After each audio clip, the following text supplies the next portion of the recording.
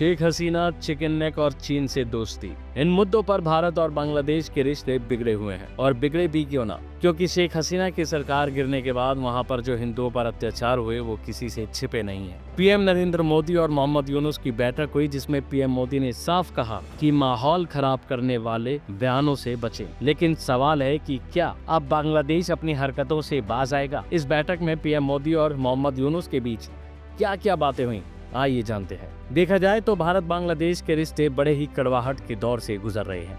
ऐसे वक्त में पीएम मोदी और मोहम्मद यूनुस की मुलाकात से हलचलें और तेज हो गई हैं। थाईलैंड की राजधानी बैंकॉक में पीएम मोदी और बांग्लादेश की अंतरिम सरकार की चीफ मोहम्मद यूनुस के बीच मुलाकात हुई। पीएम मोदी और मोहम्मद यूनुस के बीच मुलाकात को लेकर बांग्लादेश काफी उत्सुक था। उसने भारत से द्विपक्षीय बैठक की गुहार लगाई थी, लेकिन भारत ने तब इस पर कोई जवाब नहीं दिया था। बैंकॉक में पीएम मोदी ने मोहम्मद यूनुस संग द्विपक्षीय बैठक की। बता दें कि शेख हसीना की सरकार के सत्ता से बाहर होने के बाद दोनों नेताओं की ये पहली मुलाकात थी। दोनों नेता बिम्स्टेक सम्मेलन से इतर मिले। इस दौरान विदेश मंत्री एस जयशंकर और राष्ट्रीय सुरक्षा सलाहकार अजीत डोभाल और अन्य सीनियर अधिकारी भी मौजूद रहे। दोनों नेताओं के बीच करीब 40 मिनट तक बात हुई, लेकिन उनकी इस मुलाकात के बाद कई तरह के सवाल उठ रहे हैं। क्या पीएम मोदी ने बांग्लादेश के अंतरिम सरकार के प्रमुख मोहम्मद यूनुस से बेमन से मुलाकात की?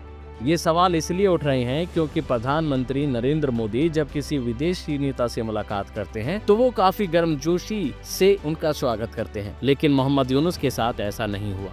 पीएम मोदी से मिलने के लिए जब मोहम्मद यूनुस आ रहे होते हैं तो पीएम मोदी पहले भारतीय परंपरा को दर्शाते हुए हाथ जोड़कर अभिनंदन करते हैं और मोहम्मद यूनुस के पहुंचने के बाद उनसे हाथ मिलाते हैं। बता दें कि जो तस्वीरें सामने आ रही हैं वो अपने आप में ही खलीज पैदा करने वाली हैं। उसकी तपिश पीएम मोदी से मुलाकात में भी दिखी, क्योंकि पीएम मोदी जब भी किसी राष्ट्राध्यक्ष से मिलते हैं तो उनमें गर्मजोशी दिखाई देती है, खुले दिल से मिलते हैं।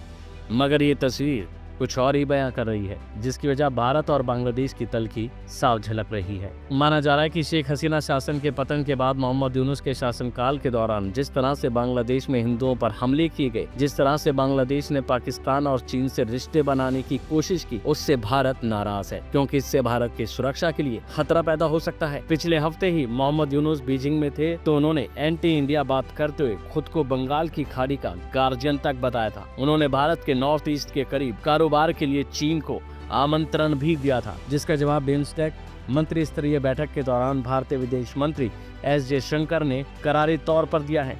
एस जयशंकर ने करारावार करते हुए कहा कि बंगाल की खाड़ी में सबसे ज्यादा तटीय सीमा भारत ही साझा करता है। मोहम्मद यूनुस की इस टिप्पणी को चीन को बांग्लादेश के नए साझेदार के रूप में पेश करने की कोशिश माना गया है। इससे नई दिल्ली और ढाका के बीच तनाव को और बढ़ा दिया गया है। तो वहीं पीएम मोदी की मोहम्मद यूनुस से मुलाकात को लेकर भारतीय विदेश सचिव विक्रम मिश्री ने कहा कि पीएम मोदी ने एक बार फिर से लोकतांत्रिक, स्थिर, शांतिपूर्ण, प्रगतिशील और समावेशी बांग्लादेश के प्रति समर्थन जताया है। उन्होंने मोहम्मद यूनुस के भारत के साथ सकारात्मक संबंधों की भी इच्छा को रेखांकित किया है। पीएम ने अपील की है कि माहौल खराब करने वाली बयानबाजी से बचा जाए, सीमा पर सख्ती से अवैध घुसपैठ को रोका जा सकता है और सीमा सुरक्षा को कायम रखा जा सकता है। पीएम मोदी ने बांग्लादेश में हिंदू और अल्पसंख्यकों की सुरक्षा को लेकर भी चिंता जाहिर की है। दरअसल मोहम्मद यूनुस ने चीन दौरे पर चीन की सरकार से बांग्लादेश में निवेश बढ़ाने की अपील की थी और इस दौरान उन्होंने कहा था कि भारत के उत्तर पूर्वी राज्य चारों तरफ से जमीन से घिरे हैं और उनके पास समुद्र तक पहुंच नहीं है। ऐसे में चीन के लिए ये अवसर हो सकता है।